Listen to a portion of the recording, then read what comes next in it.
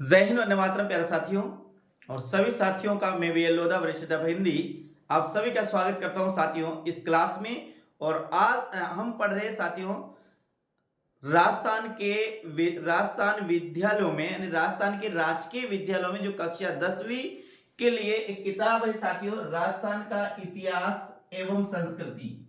इस नाम से राजकीय विद्यालयों में ये किताब पढ़ाई जाती है। उसी किताब का प्रिय साथियों हम यहाँ पर अध्ययन कर रहे हैं।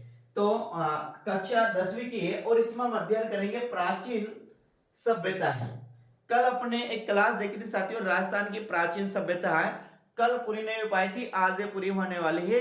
और ये अपने आगामी एग्जामों को देखकर ये क्लास मैंने शुरू की है कि कहा जाता है कि और सुना भी जाता है, देखा भी जाता है, ऐसा होता भी है कि जो राजस्थान के हमारे जो विद्यालयों में जो किताबें पढ़ाई जाती है लगभग जो किसी भी कंपटीशन का हो वो छोटा से यानी कि फर्स्ट ग्रेड कंपटीशन की बात करते हैं या फिर छोटा सा कंपटीशन की बात करते हैं तो सभी में लगभग जो जीके आता है वो इन्हीं किताबों में से आता है। हम वही किताबें अपन यहाँ पर पढ़ रहे हैं साथियों। तो एक बार पुनः साथियों मैं आप सभी का आज क्लास में स्वागत करता हूं और चैनल पर पहली बार तो चैनल को जरूर सब्सक्राइब करना, साथ साथ बेल आइकन दबाकर ऑल पर प्रेस करना। तो हम पढ़ते हैं साथियों, क्या पढ़ेंगे अपन आज पढ़ते हैं कक्षा 10वीं की किताब है राजस्थान का इतिहास एवं संस्कृति। इसमें से जब पढ़ेंगे राजस्थान की सभ्यता है, क्या पढ़ेंगे एक बार पुनः देखिए, पढ़ेंगे राजस्थान की सभ्यता और साथ में ये रही अपनी राजस्थान की सभ्यता है।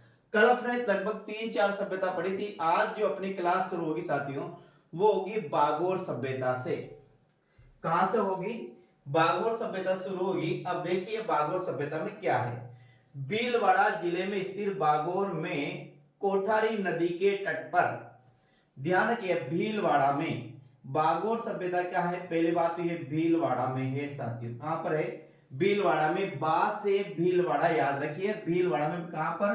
कोठारी नदी, कोठारी नदी के किनारे है। यहां लिखा हुआ है भीलवाड़ा जिले में स्थित बागोर सभ्यता में कोठारी नदी पर डॉक्टर वी.एन. मिश्र के निर्देशन में, ध्यान रखना इस लाइन को पूरी याद रखना साथियों आप, कि भीलवाड़ा जिले में स्थित बागोर में कोठारी नदी के तट पर डॉक्टर वी एन क्या है?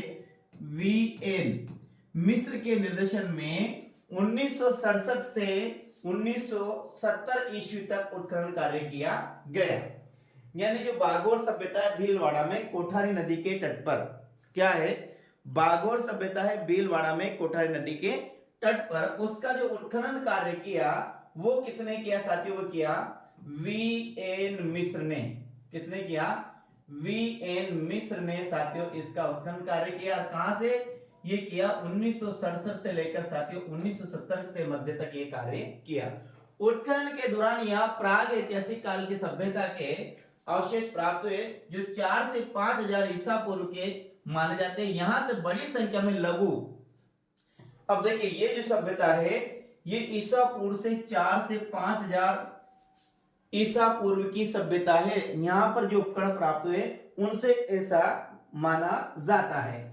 यहां से बड़ी संख्या में लघु पाषाण पत्थर, लघु पाषाण उपकरण मिले हैं जो इस सभ्यता के निवासियों को आंखें तक का मतलब होता है शिकार होने को प्रमाणित करते हैं साथियों, प्रमाणित करते हैं। बागोर से तांबे के उपकरण प्राप्त हुए जिसमें छेद वाली सुई सबसे महत्वपूर्ण है। क्या है? छेद वाली सुई किस सभ्यता में प्राप्त हुई साथियों? तो ये प्राप्त हुई बागोर सभ्यता में। यहां से कृषि व पशुपालन के प्राचीनतम साक्ष्य प्राप्त हुए। बागोर मध्य पाषाणकालीन सभ्यता का स्थल और लघु पाषाणकालीन उपकरण का प्रमुख केंद्र रहा है साथियों। ये दोनों बातें आपको ध्यान रखना है। पहले आपको याद रखना है कि बागोर जो सभ्यता है वो कहां पर है? तो बागोर बी से याद रखना आपको भीलवाड़ा, और भीलवाड़ा में कहां पर? कोठारी नदी के किनारे। बागोर भीलवाड़ा कोठारी नदी के किनारे। और इसके उत्खनन कार्य के बारे में पूछा जाए साथियों तो इसका उत्खनन कार्य है वो किया वी.एन. मिश्र ने 1967 से 1970 के मध्य, 1967 से 1970 के मध्य साथियों इसका उत्खनन कार्य किया। किसने किया? वी.एन. मिश्र ने किया। यहां से 4 से 5000 ईसा पूर्व की ईसा पूर्व के पहले के यहाँ पर उत्खनन के दौरान क्या मिले, लघु पाषाण मिले और बड़ी संख्या में साथियों लघु पाषाण उपकरण मिले हैं, जिसमें से एक छेद वाली सुई यहाँ का प्रमुख उपकरण है। छेद वाली सुई यहाँ का प्रमुख उपकरण है साथियों। तो ये अपन को याद रखना है कि किसमें। एक और दूसरी बात है, यहाँ से कृषि एवं पशुपालन के प्राचीनतम साक्ष्य प्राप्त हुए हैं। ये भी याद रखना, आपको रखना है बागोर। क्या रखना है मेरे साथियों, आपको याद रखना है बागोर। बा से आपको याद रखना है भीलवाड़ा। क्या याद रखना है साथियों, आपको रखना है भीलवाड़ा। भीलवाड़ा से आपको याद रखना है कोठारी नदी। क्या रखना है, कोठारी नदी। भीलवाड़ा से, बागोर से भीलवाड़ा, भीलवाड़ा से कोठारी नदी याद रखना, और कोठारी नदी से आपको रखना है वीएन मिश्र याद रखना है साथियों। क्या याद रखना, वीएन मिश्र याद रखना, और नया एक सुई, एक छेद वाली सुई याद रखना साथियों। क्या रखना, हाँ, जिसमें छेद वाली सुई, यानी बागोर सभ्यता है वो भीलवाड़ा में है, कोठारी नदी के तट पर है। इसका उत्खनन कार्य वीएन मिश्र ने किया है। यहाँ के निवासी साथी क्या है, आखेटक होने के प्रमाण मिलते हैं साथियों। अनेक नया लघु पाषाण उपकरण मिले हैं, यानी पत्थर से बने उपकरण मिले थे, जिससे यहाँ के निवासियों का क्या आखेटक होना प्रमाणित होता है, यानी कि यहाँ के निवासी थे वो शिकार करते थे। यहाँ पर क्या कृषि और पशुपालन के प्राचीनतम साक्ष्य भी प्राप्त होते हैं। अगली अपन सभ्यता की बात करते हैं साथियों। अगली सभ्यता आती है गणेश्वर सभ्यता। कौन सभ्यता है, गणेश्वर सभ्यता। ध्यान से देखिए, जो अपनी गणेश्वर सभ्यता है, ये गणेश्वर सभ्यता नीम का थाना सीकर कांतल नदी के उद्गम स्थल पर ताम्र युगीन संस्कृति का महत्वपूर्ण स्थल है। पहले बात तो जो गणेश्वर सभ्यता है कहां पर है, नीम का थाना सीकर में है साथियों, और कांतल नदी के तट पर स्थित है। कांतल नदी का जहां पर उद्गम होता है वहीं ये सभ्यता स्थित है। ध्यान रखना, कहा है गणेश्वर सभ्यता है नीम का थाना सीकर में, और कांतल नदी के उद्गम स्थल पर यह स्थित है। कौन, ताम्रयुगीन संस्कृति का महत्वपूर्ण स्थल है। रतन चंद्र अग्रवाल के निर्देशन में हुए उत्खनन में यहाँ 2800 ईसा पूर्व की सभ्यता के अवशेष मिले हैं। गणेश्वर से अत्यधिक मात्रा में तांबे के आयुध व उपकरण मिले हैं, जो इसे ताम्रयुगीन सभ्यता में प्राचीनतम सिद्ध करते हैं। यहाँ से प्राप्त तांबे के उपकरणों व पात्रों में 99% तांबा है, जो इस क्षेत्र में तांबे की प्रचुर प्राप्ति का प्रमाण है। यहाँ से जो मिट्टी के बर्तन प्राप्त हुए उन्हें कृपशवर्णी मृद पात्र कहते हैं। आगे यह बर्तन काले व नीले रंग में सजाए हुए हैं। गणेश्वर भारत की ताम्र सभ्यताओं की जननी मानी जाती है। यहाँ से तांबा हड़प्पा व मोहनजोदड़ो को भी भेजा जाता था साथियों। ये अपने को ध्यान रखना है। क्या है, गणेश्वर सभ्यता पढ़ रहे हैं। गणेश्वर सभ्यता नीम का थाना सीकर में गणेश्वर सभ्यता है, और कांत नदी के किनारे है गणेश्वर सभ्यता। कहाँ पढ़ रहे हैं, नीम का थाना सीकर में पढ़ रहे हैं। कहाँ पर, कांत नदी के तट पर ये हम पढ़ रहे हैं। ये ताम्रयुगीन पाषाण सभ्यता है। और यहाँ एक और ध्यान रखना, ये क्या है, ये ताम्र सभ्यताओं की जननी मानी जाती है साथी। कौन, गणेश्वर सभ्यता। ताम्रयुगीन सभ्यताओं की जननी कौन सी मानी जाती है, ध्यान रखना साथियों। ताम्रयुगीन सभ्यता की जो जननी मानी जाती है वो मानी जाती है कौन सी, गणेश्वर सभ्यता नीम का थाना सीकर मानी जाती है साथियों। ये आपको ध्यान रखना है। एक बार पुनः देखिएगा, गणेश्वर सभ्यता नीम का थाना सीकर कांत नदी के उद्गम स्थल पर स्थित ताम्रयुगीन संस्कृति का महत्वपूर्ण स्थल है। रतन चंद्र अग्रवाल के निर्देशन में उत्खनन में यहाँ 2800 ईसा पूर्व की सभ्यता के अवशेष प्राप्त हुए। अब देखिए यहाँ कहा है, ये गणेश्वर नीम का थाना सीकर कांत नदी के उद्गम स्थल पर है, और ये इसका जो उत्खनन कार्य किया रतन चंद्र अग्रवाल ने किया, यानी आरसी अग्रवाल ने किया। किसने, आरसी अग्रवाल ने साथियों इसका उत्खनन कार्य किया। किसका, गणेश्वर सभ्यता का। आगे हम बात करते हैं। गणेश्वर से अत्यधिक मात्रा में तांबे के आयुध वे उपकरण मिले हैं, जो इसे ताम्रयुगीन सभ्यता में प्राचीनतम सिद्ध करते हैं। यहाँ से प्राप्त तांबे के उपकरण वे पात्रों में 99% तांबा है, जो इस क्षेत्र में है। इस क्षेत्र में तांबे की प्रचुर प्राप्ति का प्रमाण है। यहाँ से जो मिट्टी के बर्तन प्राप्त हुए हैं उन्हें कृपशवर्णी मृद पात्र, क्या है, कृपशवर्णी मृद पात्र कहते है। ये बर्तन काले व नीले रंग से सजाए हुए हैं। गणेश्वर भारत की ताम्र सभ्यताओं की जननी मानी जाती है और यहाँ से तांबा हड़प्पा और मोहनजोदड़ो को भी भेजा जाता था। ध्यान रखना, यहाँ वह कौन सी सभ्यता है जिसका तांबा हड़प्पा और मोहनजोदड़ो में भी भेजा जाता था साथियों। तो वह अपनी हड़प्पा सभ्यता है, गणेश्वर सभ्यता है, जहां का तांबा हम कहां पर मोहनजोदड़ो और साथियों का हड़प्पा सभ्यता में भी भेजते थे साथियों। अन्य महत्वपूर्ण सभ्यता आती है अपनी, अन्य महत्वपूर्ण सभ्यता हम बात करते थे पहले आते भीनमाल जालौर की सभ्यता भी एक महत्वपूर्ण सभ्यता है जिसका उत्खनन कार्य किसने किया? आरसी अग्रवाल ने, रतन चंद्र अग्रवाल ने करवाया था।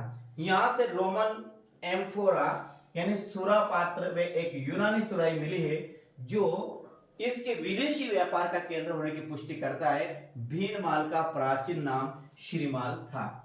भीनमाल कहां है? भीनमाल है साथियों ये जालौर। भीनमाल कहां है? जालौर में। और ये भीनमाल जो जालौर में सभ्यता है इसका जो उत्खनन कार्य किया वो आरसी अग्रवाल ने यानी रतन चंद्र अग्रवाल ने किया साथियों, आपको ध्यान रखना है। भीनमाल जालौर की सभ्यता का जो उत्खनन कार्य किया वो आरसी अग्रवाल ने करवाया था।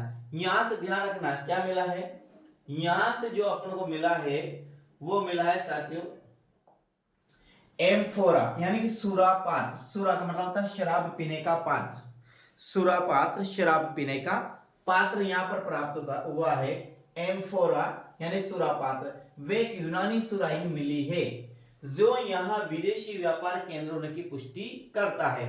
यानी कि भीनमाल जालौर और यूनान के मध्य आपस में संबंध था क्योंकि भीनमाल जालौर में साथियों क्या है एक यूनानी पात्र प्राप्त हुए जिसमें एक कहते हैं जिसे हम सुरा पात्र कहते हैं, एक कहते हैं साथियों सुराही।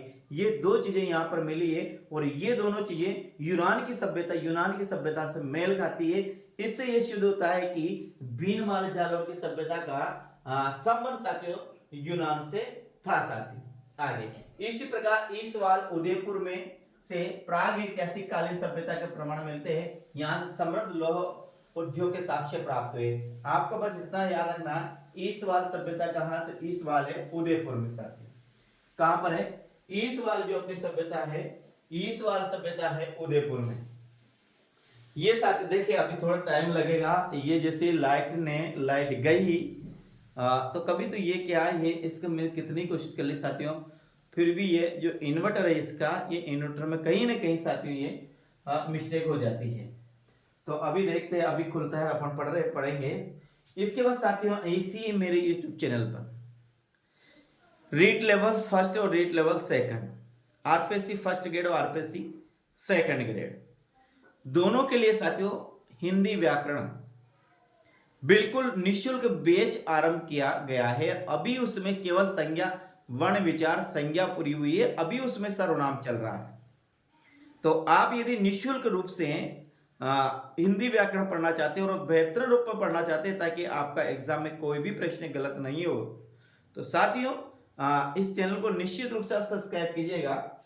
आप जीके के साथ साथ राजकीय विद्यालयों में चलने वाली बुक के साथ साथ साथियों आप हिंदी व्याकरण को भी बहुत बेहतरीन ढंग से पढ़ सके।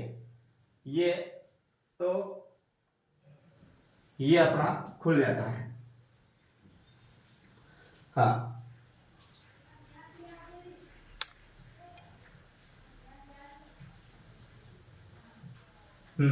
इसी प्रकार ईसवाल उदयपुर से क्या है, इसी प्रकार ईसवाल उदयपुर से प्राग ऐतिहासिक कालीन सभ्यता के प्रमाण मिलते हैं। यहां से समृद्ध औद्योगिक और उद्योग के साक्ष्य प्राप्त होते हैं। तो अपन को ध्यान रखना ईसवाल कहां, ये उदयपुर में साथी। आगे हम बात करते हैं प्राचीन मत्स्य जनपद में स्थित बेराट, वो जयपुर को ही प्राचीन समय में बेराट कहा जाता था। बेराट की बीजक की पहाड़ी, जानना बेराट में एक बीजक की पहाड़ी, भीम जी की डोंगरी है और महादेव जी की डोंगरी से हड़प्पा सभ्यता और मौर्य काल का अवशेष प्राप्त हुए हैं।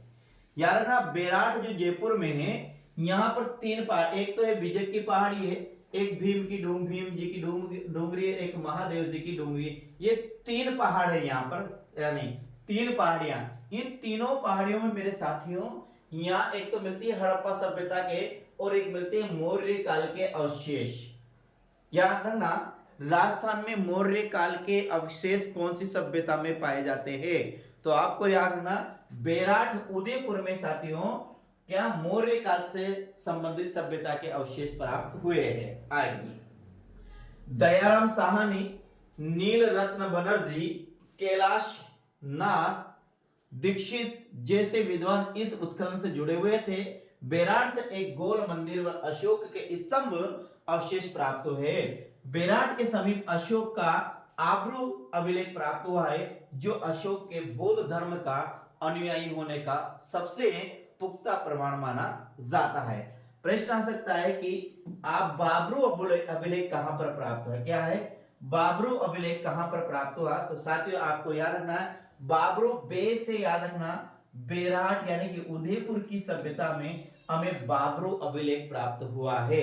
अशोक का प्रश्न भी आ सकता है कि अशोक से संबंधित कौन सी सभ्यता है? तो बेराट जो सभ्यता है वो अशोक से संबंधित सभ्यता है। मौर्यकालीन मौर्य का संबंध किस सभ्यता से था? तो मौर्य का जो संबंध था वो बेराट से था साथियों। ये भी हड़प्पा, हाँ याद रखना यहाँ पर है हड़प्पा सभ्यता का संबंध बेराट सभ्यता का संबंध हड़प्पा सभ्यता से भी था।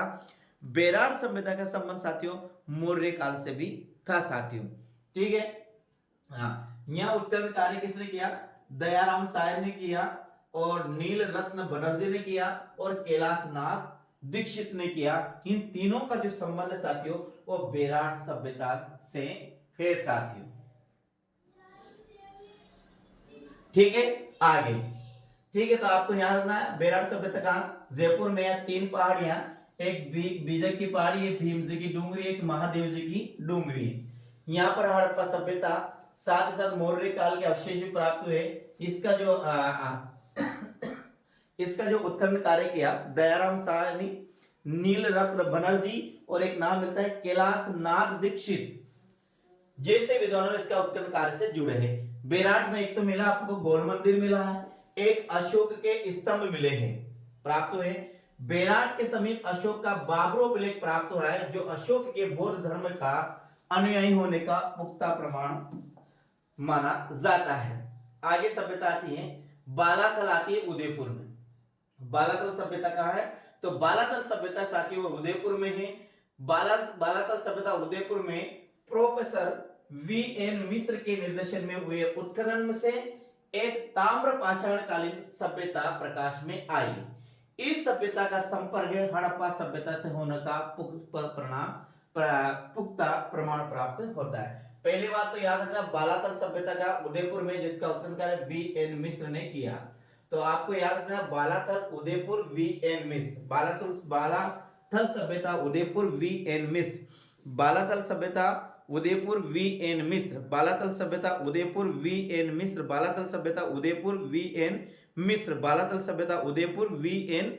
मिश्र। आपको इसको ऐसे याद रखना है, बालाथल सभ्यता उदयपुर और वी.एन. मिश्र साथी। आगे इन महत्वपूर्ण सभ्यताओं का अतिरिक्त हमें रंगमहल कहां पर है? हनुमानगढ़ में है। ओजियाना कहां? भीलवाड़ा में है। नगरी चित्तौड़ में है। बरौर गंगानगर में है। तिलवाड़ा बाड़मेर में है। जोधपुरा जयपुर में है। सुनारी झुंझुनू में, नोहा भरतपुर में है। नगर टोंक में आदि प्राचीन सभ्यता का अवशेष भी राजस्थान में प्राप्त होते हैं। ये अपन को याद रखना है। क्या है आगे अपन को याद? रंगमहल सभ्यता का हनुमानगढ़ में है। ओजियाना कहां पर? भीलवाड़ा में। नगरी कहां पर है? चित्तौड़ में है। बरौर कहां? गंगानगर में है। तिलवाड़ा कहां? बाड़मेर में है।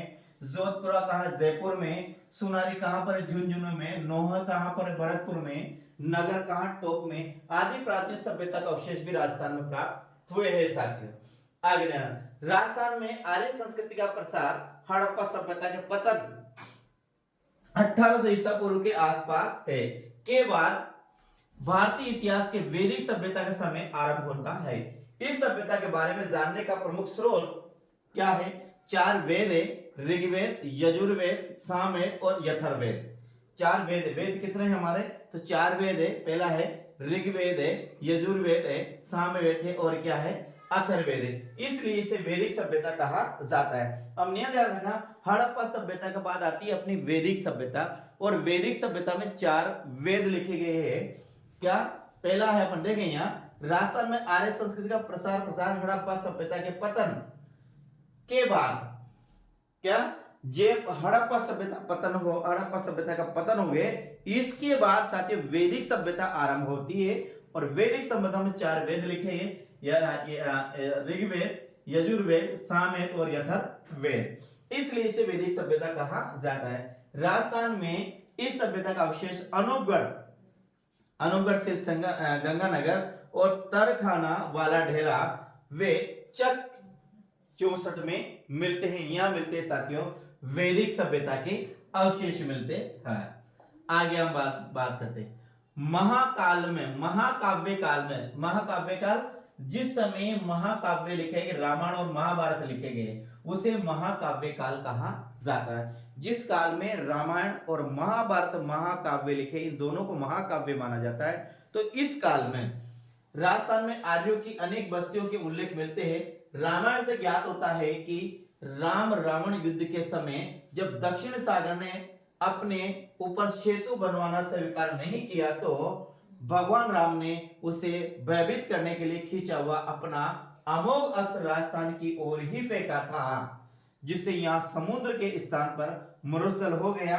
यद्यपि आज वैज्ञानिक युग में इस कथा को स्वीकार नहीं किया जा सकता है, किंतु रामायण के रचयिता राजस्थान के भूभाग से परिचित थे, ये तो प्रमाणित हो। हाँ देखो साथियों, बहुत बेहतरीन बात कही यहाँ पर कहा गया कि महाकाव्य काल में राजस्थान में आर्यों की अनेक बस्तियों के प्रमाण मिलते हैं। यहाँ पर कहा गया है राम रावण का युद्ध हुआ, भगवान श्री राम जब यहाँ पर समुद्र तट पर समुद्र से प्रार्थना कर रहे थे रास्ता मांगने के लिए, लेकिन समुद्र तैयार नहीं हुआ। राम ने कहीं कहा जाता है राम ने 3-4 दिन तक उसका समुद्र का आह्वान किया कि मुझे रास्ता दो, मुझे लंका में जाना है, लेकिन जो समुद्र है उस पर कुछ भी असर नहीं पड़ता है। तो फिर कहा जाता है कि श्री राम ने अंतिम समय ने एक अमोघ अस्त्र जिसका निशाना चूकना नहीं चूक सकता है, जो अचूक होता है, उसका संधान किया और वे समुद्र पर छोड़ने वाले थे। इसलिए छोड़ने वाले थे तो तुरंत समुद्र उनके सामने आया और त्राहीमान यानी कि मैं तुम्हारे शरण में आया, मुझे बचाओ ऐसे समुद्र ने कहा। तो भगवान राम ने उसको फिर उससे बचा दिया, लेकिन जो शस्त्र केचा था वो वापस तृण में नहीं रख सकते, इसलिए उसका पुनः संधान किया। और कहा जाता है कि वो राजस्थान में आकर गिरा था। तो जहां पर गिरा था राजस्थान, जहां आज मरुस्थल है, वहां पर पहले एक समुद्र था साथियों। क्या था? समुद्र था, लेकिन वर्तमान में क्या है? वहां पर मरुस्थल है। लेकिन इस बात को वैज्ञानिक नहीं मानते। आगे हम बात करते हैं ही जाता है। महाभारत में भी राजस्थान में आर्यों का पर्याप्त उल्लेख हुआ है। महाभारत में भी आर्यों का क्या हुआ? पर्याप्त उल्लेख हुआ है। महाभारत के अनुसार राजस्थान का जांगल देश बीकानेर कौरव पांडव राज्य के अधीन था। कौन जांगल देश में कौन आता है? बीकानेर आता है, जिसमें कौरव पांडव राज्य का अधीन था। मत्स्य राज उसका मित्र या अधीन रथ राज्य था। कहा जाता है कि पांडवों ने अपना अज्ञातवास का एक वर्ष भेद बदलकर मत्स्य देश के प्रशासक विराट के दरबार में ही व्यतीत किया था साथियों, और जिसकी राजधानी थी विराटनगर जयपुर। यानी कि पांडवों को जो 13 वर्ष का वनवास मिला था, 1 वर्ष का जो अज्ञातवास मिला था साथियों, कहा जाता है कि अज्ञातवास उन्होंने वेश बदलकर जहां पर बिताए थे विराटनगर में बिताए थे। और विराटनगर जयपुर का ही साथियों का पुराना नाम अभी पढ़ा पर भीम जी की डोंगरी अभी पढ़ा ना। हाँ, ये जो पढ़ा साथियों, ये वही विराटनगर है जहां पर हड़प्पा कालीन और मौर्य कालीन सभ्यता के प्रमाण मिलते हैं, जहां बाबरू अभिलेख मिलता है, जहां अशोक का दंभ अभिलेख मिलता है, दंभ होने के प्रमाण मिलता है। ये सब विराट में ही था साथियों। कहा था? जहां उन्होंने 1 वर्ष व्यतीत किया था। महाभारत युद्ध में विराट अपनी सेना शहीद पांडवों की ओर से लड़ता हुआ मारा गया था साथियों। ये सब यहाँ आगे देखिए। भारतीय इतिहास की बात, महाभारत के युद्ध के पश्चात महात्मा बुद्ध के समय तक का राजस्थान क्या है? महात्मा बुद्ध के समय तक का राजस्थान का इतिहास भी अंधकार में है, क्योंकि इस समय के बारे में जानने के पर्याप्त पुरातात्विक में लिखित साक्ष्य प्राप्त नहीं होते हैं। किंतु बुद्ध के समय से भारतीय इतिहास के ऐतिहासिक युग के आरंभ होने का होने के साथ ही राजस्थान के इतिहास के में भी संबंध पहले ही अपेक्षा कुछ अधिक स्पष्ट और प्रामाणिक जानकारी मिलने लगती है। बौद्ध ग्रंथों के आधार पर विद्वानों का मत है कि छठी शताब्दी ईसा पूर्व में भारतीय राजनीति के रंगमंच पर दो प्रवृत्तियां विशेष रूप से दिखाई देती है। प्रथम है जनपदों का उदय और द्वितीय साम्राज्य विस्तार हेतु जनपदों के मध्य संघर्ष। साथियों, तो इस प्रकार से आज अपनी ये क्लास ये समाप्त होती है। आपने अपनी जो क्लास थी मेन रूप से साथियों राजस्थान की प्राचीन सभ्यता थी, तो अपन ने कल और आज राजस्थान की प्राचीन सभ्यता को पढ़ा है। कल साथियों अपन जनपद पढ़ेंगे। जनपद के बाद दूसरा जो टॉपिक आएगा अपना, जनपद को मात्र अपन पढ़ने अपने ना तो फर्स्ट ग्रेड में ना सेकंड ग्रेड में, शायद रीट लेवल सेकंड में साथियों शायद जनपद है। ठीक है, साथ ही साथ शायद फर्स्ट ग्रेड में भी जनपद है, लेकिन इसको हम छोटे से ज्यादा बड़ा नहीं, छोटा सा मैटर है। इसके जस्ट बाद साथियों हम पढ़ेंगे राजपूतों की उत्पत्ति, कि कहां कैसे कैसे राजपूतों की उत्पत्ति हुई है। कल के क्लास में अपना मुख्य बिंदु यही रहेगा। तो आप रोजाना ही मेरी क्लास में बने रहेगा। तो आपका जो है 9वीं 10वीं 11वीं 12वीं की जो 6ठी 7वीं 8वीं जो किताबें साथियों, मैं रीट के एग्जाम के पहले इनको आपको पूरा करवा दूंगा। दूसरी बात यहाँ पर हिंदी जो व्याकरण है साथियों वो निरंतर अपनी चली रही है। आज अपने सर्वनाम लगभग पूरे हो जाएंगे। सर्वनाम की अपनी ये दूसरी क्लास रहेगी मेरे साथियों। तो जय हिंद साथियों, वंदे मातरम। कल फिर मिलते हैं अगले वीडियो में। राम राम साथियों।